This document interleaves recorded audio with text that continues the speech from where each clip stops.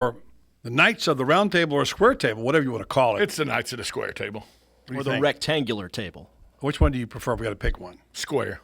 I'll go square. I'll go round. At least this week, okay? Well, I'm just telling you, when you watch the videos, it's the Knights of the Square we Table. can't agree on anything here. Tom Spitz, am I right? Two-time winner of the Wedgebuster Award from Eric Russell. I'm sorry. That's prestigious. And two-time Edward R. Murrow winner, Tom James and Buddy Martin. We're going around the round table, call it what you will. Today, guys, we're focusing on the ACC. We do a lot of SEC stuff here, but time now to talk about the coaches and rank them as best we can. Yeah. Pick out 4 or 5 and see if you can rank them. And this program today, we're featuring mostly all ACC and Coach Fisher and other people. So who wants to start first with their top coaches in the ACC? I'll go ahead and start. I did actually more research on this than I did the SEC coaches because I knew less about the ACC coaches. You needed more research. I did. I have the elite tier. And, of course, it's headed up by Jimbo Fisher. He's won a national championship. He's been in a national championship tournament. Dabo Swinney of Clemson in the national championship tournament last year really come on the scene. He's on the elite tier. And I also put a guy who all he did was win 10 games a year in the SEC, which to me is a much harder conference. I know he's in his first year at his alma mater, Miami, but Mark Richt's an elite coach in my mind. Already head coach of the game. No question. Yeah. The talented but not elite coaches, I got Bobby Petrino at Louisville. He's talented, not elite, and he doesn't drive a motorcycle real well.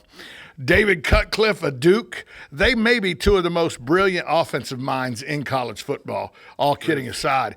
The middle of the conference specialist, that's where I got Steve Adazio, Larry Fedora, and Dave Doreen of North Carolina State. I think they're going to finish in the middle of the conference. They're going to win more games than they lose, but it's going to be real close. How many they lose? Too new to decide. Dino Babers, Bronco Mendenhall, Dave Clawson, Pat Narduzzi at Pitt. They're all too new to decide. Could have a breakout season. I'm going with Justin Fuentes at Virginia Tech. He's now got set up with a good squad at Virginia Tech. We know what his resume was at Memphis. I think he could break out in his first year at the ACC. And this is probably going to surprise you, Buddy Martin, but probably should be gone tier.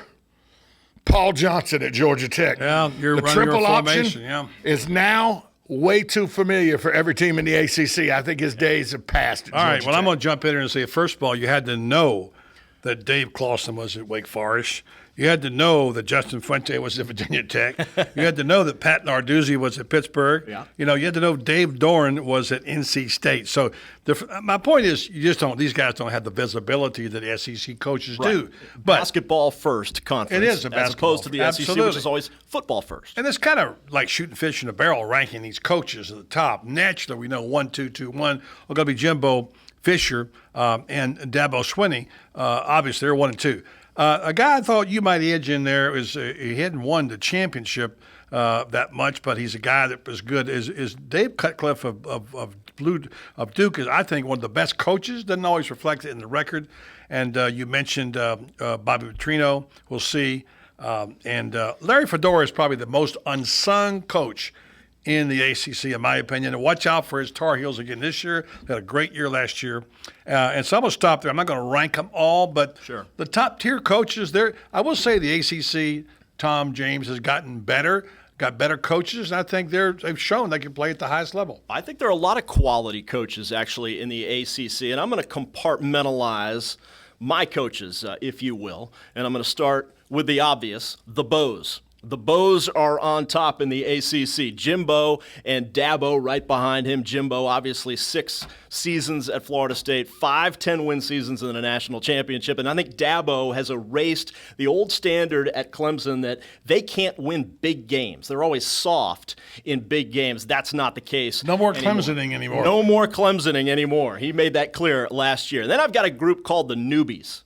And I think the 3rd and 4th best coaches in this conference each have yet to coach a game in the ACC. Mark Richt, if he can win 75% of his games in the SEC over 15 years, what the heck do you think he's going to do in the ACC? That ought to be really fun to watch. He's got the tan already for the South Peninsula. And also Justin Fuente, I think this is an awesome hire, by the way, for Virginia Tech, taking over Maybe the best in the NCAA. Well, agreed. And he takes over for Frank Beamer after being Tough very act to proven. follow, by the way. Oh, of course it is, but young guy, he did very well at Memphis. Two other new guys, Bronco Mendenhall and Dino Babers at Virginia and Syracuse. Maybe good coaches. Those are two tough places to win. And then I've got four guys who I think are coming into very much bellwether seasons.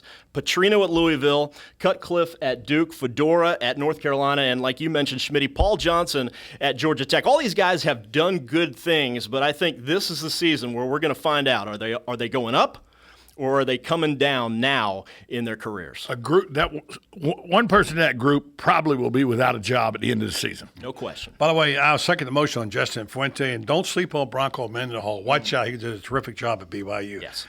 That wraps up the square table, round table, whatever it may be. Tom Schmitz, Tom James, I'm Buddy Martin. Thanks very much. The boys from the round table. We used to be the Knights, now we're the boys.